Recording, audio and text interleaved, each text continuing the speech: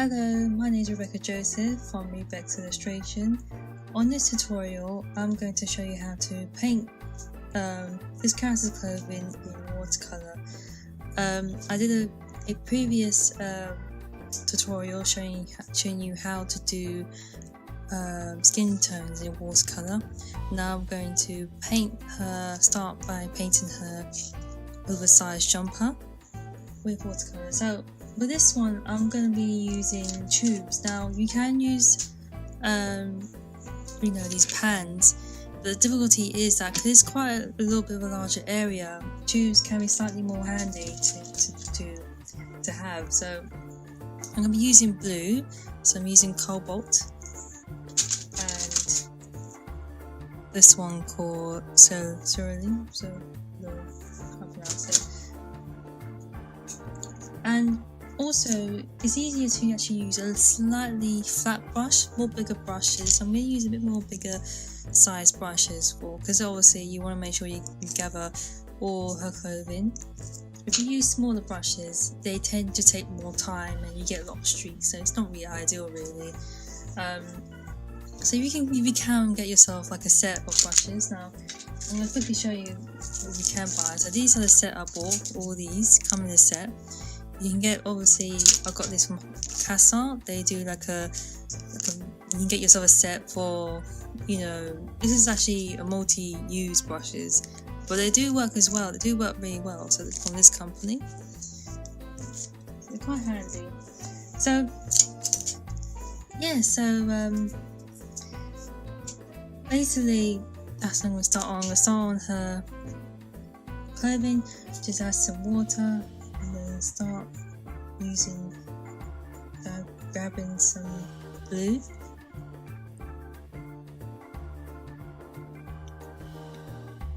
It's actually easier to use a flat brush because you want to make sure you get a nice, even, flat tone. You don't want too much streaks. This is like what people make mistakes like. They use brushes are not ideal for the task in hand. It's good. Just drag that on.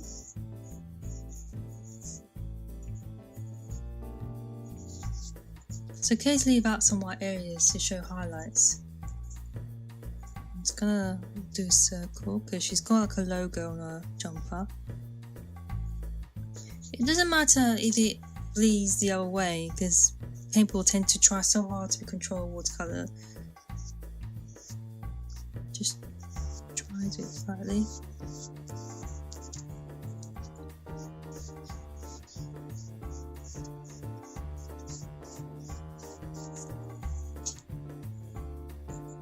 Grab some more blue.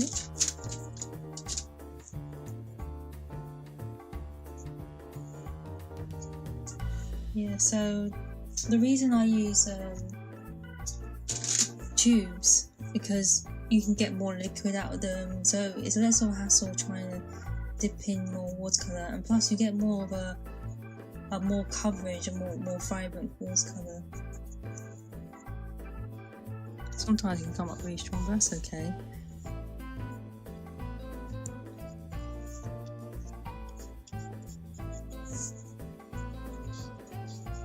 Use the side of the flat brush to give a nice. The thing about using a flat brush, it gives you a more cleaner edge than using a round tip brush. So that's ideal for things like if you want to create a more cleaner cut look. Like I know a lot of artists use flat brushes for like flat surfaces, like streamline. Like a sunset, they want to do a streamline, or maybe they want to make bricks. But this is this is ideal for things like if you want to quickly cover up some areas, like especially like clothing or things like that. There you go. I'm going to do her tights as well. So I'm going to do her legs on this area. I imagine her with some sort of like some tights. So I'm going to just do a straight line.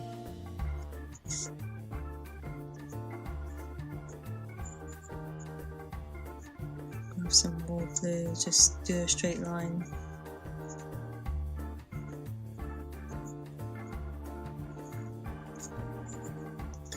This is actually looking very nice.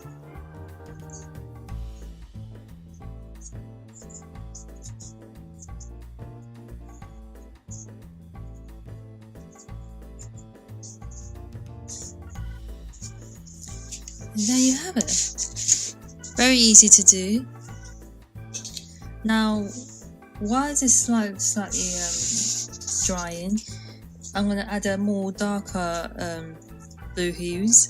So basically for the shadowy parts, this will slightly come more, get more in depth. You know, I'm just basically showing you how you can easily, you know, apply paint with just using, you know, especially with clothing. You know, you want to make sure you want a clean look. You don't want like street looks. You know, I mean, you can use this if you wanted to. I think I'll use this for basically adding more tones, but I was just applying the basic, the basic colouring. So let's grab some darker tone. So I'm using one round tip. This is much more larger round tip, and I'm just going to do the darker tones. And actually, what you could have done is actually blend it in with it, but it might interfere with, because sometimes with watercolours it kind of pushes the paint. You know, that's the major issue that people have, like pushes the paint. So I'm gonna clean off the painting, the brush, sorry. So now it's clear. Sorry, now it's clear. You can we'll just damp it off a little bit. You can just, you know.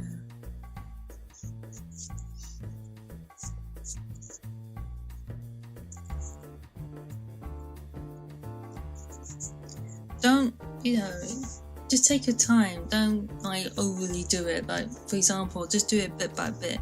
You know, if it works, it works really. Like sometimes it doesn't require too much shadowing because it's all about subtlety when you're painting.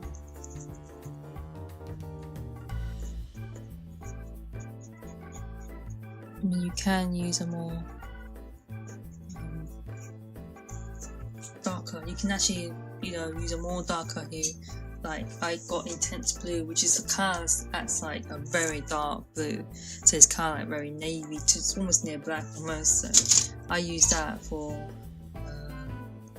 to intensify the depth.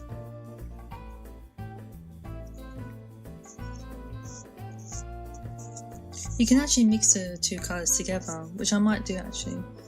You can actually mix them together. At this stage, you might feel a bit, oh god, it's all, you know, it will build up. Trust me, it will build up. You can actually use the tip of the very tip of that just to create lines and marks within the painting, so that it's a very delicate process. I tell you that for a fact. So this has been drying. It should be completely dry, and it only takes about, I'll say roughly about a minute or two to dry, depending on how fully painted. Like if we was doing a wet and wet technique, that will take a while. That will take about half an hour or so. Because it's just a simple painting, it doesn't take less than a minute or so. So it should be dry. You can just dab it. I mean, it's slightly wet on, so that's okay. It's kind of absorbed it quite well actually. So again, I'm going to reapply the paint using the same paint to paint the main dress or her jumper. Just going to go over her top again. You can actually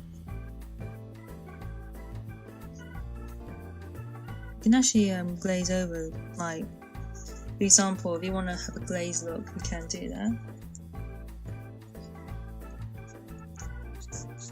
So I might leave some areas that are slightly more transparent. In fact, you can get that's like a round brush like this. Add water to it. Add damp, make it damp, and just soften it a little bit. And just create a more cleaner, more like a blend type of look. So it's not too like harsh, the edges. And actually, be careful if you're doing that. Sometimes the paint will push it. It will push the paint a little bit. I mean, watercolors are slightly unpredictable. Like you start to make their own forms of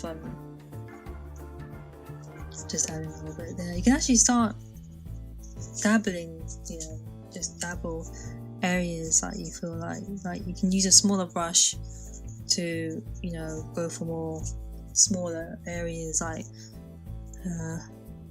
more smaller areas such as these areas, like I hope I explained it more properly. You can actually create shadows, like I'm creating a shadow underneath her on her tights